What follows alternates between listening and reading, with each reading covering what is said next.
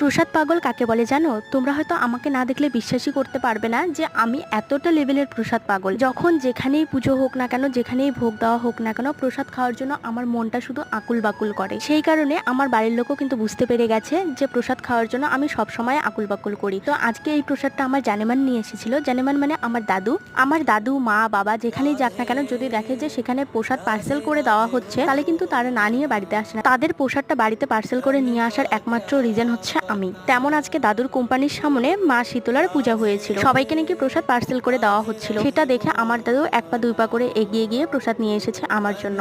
আমি তখন বাড়িতে ছিলাম না, আমি গিয়েছিলাম আমার মেকআপ ক্লাসে।